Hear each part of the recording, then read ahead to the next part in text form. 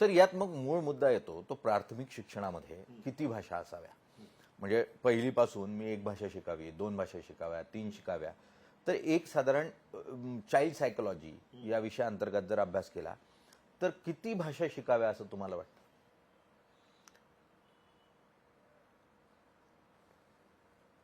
किती भाषा शिकाव्यात की किती भाषा शिकवल्या जाव्यात, जरा यामध्ये आपण शेवटी त्या लहान मुलांना काही चॉईस नसतो, आपण सांगू तसं ते नाही. मग तुम्ही जर शिकवण्याबद्दल बोलत असाल तर मग माझं वैयक्तिक मत मी देणं योग्य ठरणार नाही.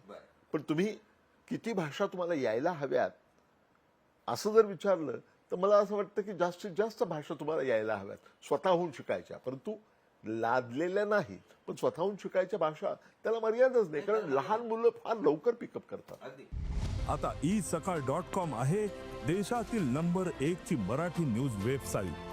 प्रत्येक अपडेटसाठी पण अगदी इयत्ता पहिलीमध्ये जेव्हा आपण घरातली एक मातृभाषा जी आहे ती काहीशी आपल्याला यायला लागलेली असते, ती बोलीभाषा स्वरूपात तरी येते, तो लिखाणाच्या स्वरूपात येते की नाही हा पुढचा मुद्दा असतो. पण त्याच काळामध्ये जेव्हा आपण त्याचे 10% ही बोलीभाषेचा नीट ग्रहण केलेलं नसतं, त्यावेळेला आणखी काही भाषा या ज्या वेळेला समोर येतात त्यावेळेला त्याची ग्रहणशक्ती इतकी तयार झालेली असते का की त्याने अनेक भाषा एका वेळेला शिकाव्या, हा मूळ मुद्दा येतो. नाही, हा मूळ मुद्दा आहे. याचा विचार नॅशनल एज्युकेशन पॉलिसीने केला होता. राष्ट्रीय शैक्षणिक धोरण जे आलं 2019-20च्या सुमारास ते आलं, त्यात काही स्थित्यंतरे झाली. तर हा जो अहवाल आहे तो अतिशय महत्वाचा आहे आणि पुढच्या अनेक वर्षांसाठी तो अत्यंत महत्वाचा अहवाल आहे. त्यांनी जे सांगितलेलं आहे त्या अहवालामध्ये नमूद केलेलं आहे त्यामध्ये त्यांनी त्रिभाषा सूत्राचा पुरस्कार केलेला आहे. त्याचं इंटरप्रिटेशन काय आहे, वेगवेगळ्या लोकांनी त्याचं वेगवेगळं इंटरप्रिटेशन केलेलं आहे असं मला वाटतं. परंतु त्यांनी 3 भाषांचा पुरस्कार केला हे खरं आहे. तिथे त्यांच्या मनामध्ये काय असेल असं ज्यावेळी मी विचार करतो त्यावेळी त्यांनी जे मांडलेलं आहे त्यामध्ये नॅशनल इंटिग्रेशन आणि ह्या सगळ्या फॅक्टर्सचा विचार करून त्यांनी त्रिभाषा सूत्र सुचवलेलं आहे. परंतु त्याचा म्हणावा असा अभ्यास झालेला नाही. हा अहवाल आल्यानंतर, मोठ्या समितीचा हा अहवाल आल्यानंतर आपल्या महाराष्ट्रामध्ये राष्ट्रीय शैक्षणिक धोरणाची अंमलबजावणी कशी केली पाहिजे हे ठरवण्यासाठी एक विशेष समितीचं आयोजन करण्यात आलं, ज्याच्यामध्ये डॉक्टर माशेलकर प्रख्यात शास्त्रज्ञ हे त्याचे अध्यक्ष होते आणि अनेक व्हाईस चान्सलर्स आणि खूप महत्वाच्या व्यक्ती त्या कमिटीमध्ये होत्या. त्या समितीने 2021 साली आपला अहवाल सादर केला. तो सगळ्या नॅशनल एज्युकेशन पॉलिसीचा अहवाल आहे. अर्थातच त्रिभाषा सूत्र जे आहे त्याचाही त्यामध्ये अर्थातच भाग आहे, कारण नॅशनल एज्युकेशन पॉलिसीचा तो भाग होता. त्यामध्ये त्यांनी त्रिभाषा सूत्राबद्दल काय म्हटलेलं आहे हे समजून घेणं अत्यंत आवश्यक आहे. तिथूनच आपल्याला सुरुवात करावी लागेल.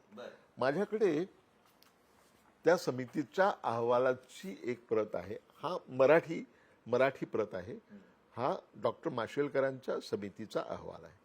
त्याचा पृष्ठ 45 वरचा एक भाग मी तुम्हाला वाचून दाखवतो, ज्यामध्ये ते या त्रिभाषा सूत्राबद्दल बोलतायत. त्याच्यामध्ये डॉक्टर माशेलकर समितीच्या अहवालामध्ये असं स्पष्टपणे नमूद करण्यात आलेलं आहे आणि मी शब्दशः वाचतो आहे गैरसमज होऊ नयेत म्हणून. शाळेमध्ये इयत्ता पहिलीपासूनच इंग्रजी आणि हिंदी या द्वितीय भाषा म्हणून शिकवल्या गेल्या पाहिजेत. पुढे जाऊन ते असं म्हणतात, इयत्ता पहिली ते इयत्ता 12वी पर्यंत किंवा समकक्ष स्तरांपर्यंत आणि जर आवश्यक असेल तर 3 किंवा 4 वर्षांच्या महाविद्यालयीन शिक्षणात सुद्धा इंग्रजी आणि हिंदी या द्वितीय भाषा म्हणून शिकवणं सक्तीचं करण्यात यावं. या त्या 2 शिफारसी आहेत आणि या शिफारसीच्या नंतर तुम्ही जर डेव्हलपमेंट काय झालेलं ते पाहिल्यात. 2021 साली हा अहवाल आला. ही शिफारस, हा अहवाल तसा या तसा त्यावेळच्या सरकारने स्वीकारला होता.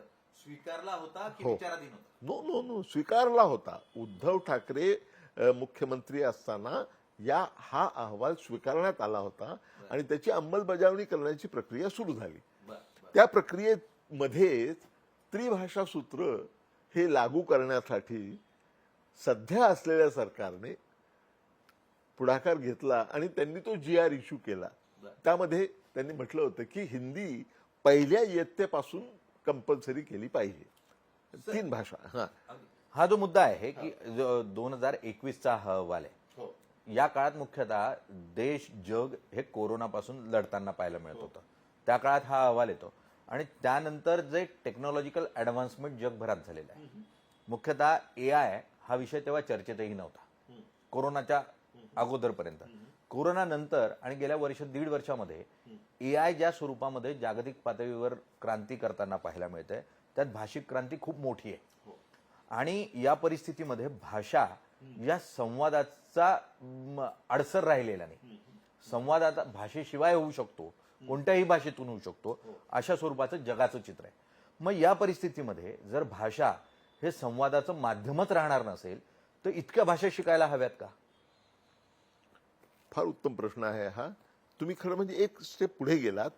मी असं म्हणत होतो की माशेलकर समितीचा अहवाल आल्यानंतर त्याची अंमलबजावणी करण्यासाठी GR आणण्यात आला. त्याची खूप मोठी प्रतिक्रिया झाली म्हणून त्यात काही बदल करण्यात आले. त्याची प्रतिक्रिया झाली म्हणून ते दोन्ही GR मागे घेण्यात आले आणि मग माझ्या समितीची नेमणूक करण्यात आली.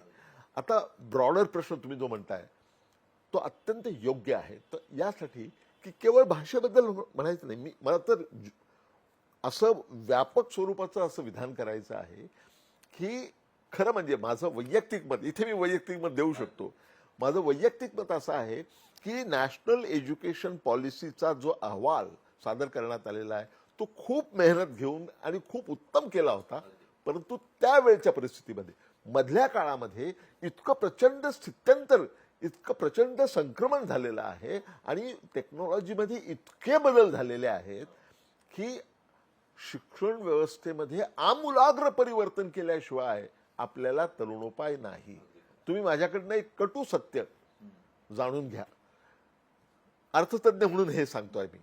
जे मोठे आपल्याकडे जे IT क्षेत्रामधले जे मोठ्या कंपन्या झाल्या आहेत, मी नावं घेत नाही, आपल्या सगळ्यांना माहिती आहे, हैदराबादमध्ये किंवा बँगलोरमध्ये, त्यामधले अक्षरशः हजारो तंत्रज्ञ हे बेकार होणार आहेत पुढच्या 2 वर्षाच्या आत. आता अशा परिस्थितीमध्ये तुम्ही कल्पना करा की BA BSc करणाऱ्या त्यांच्यासाठी जॉब कुठे आहे? ते जॉबच गेलेले आहेत. आणि मग ते जॉबच जर नसतील तर मग हे का करायचं आहे? तर जर तुम्ही भविष्य काळाचा वेध घेतला तर मला असं वाटतं की शिक्षण क्षेत्रामध्ये आमूलाग्र बदल केल्याशिवाय आपल्याला गत्यंतर नाही. आपल्याला परिस्थितीशी जुळवून घेतलं पाहिजे आणि त्यासाठी आपल्याला शिक्षणामध्ये संपूर्ण परिवर्तन, आमूलाग्र परिवर्तन घडवणं ही काळाची गरज आहे. आणि म्हणून मला असं वाटतं म्हणजे पूर्णपणे या राष्ट्रीय शैक्षणिक धोरणाचा पूर्णपणे आदर राखून मी असं म्हणेन की मधल्या काळात जे क्रांतिकारक बदल तंत्रज्ञानामध्ये झाले आहेत ते लक्षात घेऊन पुन्हा हा नव्यानं करण्याची आवश्यकता आहे, जो भविष्य काळासाठी जास्त उपयुक्त ठरेल. आता भाषांबद्दल आता तुमचा मुद्दा होता तो या मोठ्या व्यापक मुद्द्याचाच एक भाग आहे. तुम्ही म्हणता तसं भाषा हे माध्यम जे आहे ते आता मुख्यत्वे करून खरं म्हणजे संस्कृती चालनासाठी भाषा हे माध्यम आहे. कारण संस्कृतीची आपली ओळख जी होते, संस्कार, संस्कृती ही जी ओळख होते ती आपल्या मातृभाषेतून होते. इतर भाषांमध्ये सहजपणे जाता येऊ शकतं आता, म्हणजे आणखी 2-3 वर्षानंतर तर आता सुद्धा सहजपणे जाता येतं. लेखी आणि ओरल आपण पाहतो डब केलेल्या गोष्टी किती आहेत आणि त्याच्यामध्ये आणखी सुधारणा होत जाणार आहे. त्यामुळे भाषा हे माध्यम असणार नाही किंवा अडसर असणार नाही. असं असताना आपण अनेक भाषा शिकाव्यात का या प्रश्नाचा फार वरिष्ठ पातळीवरून विचार करणं हे आवश्यक झालेलं आहे. देश विदेशातील प्रत्येक घडामोडींचे लाईव्ह अपडेट मिळवण्यासाठी आता साम टीव्हीच्या सर्व सोशल मीडिया प्लॅटफॉर्मला लाईक, फॉलो आणि सबस्क्राईब करा. तसंच सर्व नोटिफिकेशनसाठी बेल आयकॉन प्रेस करायला विसरू नका.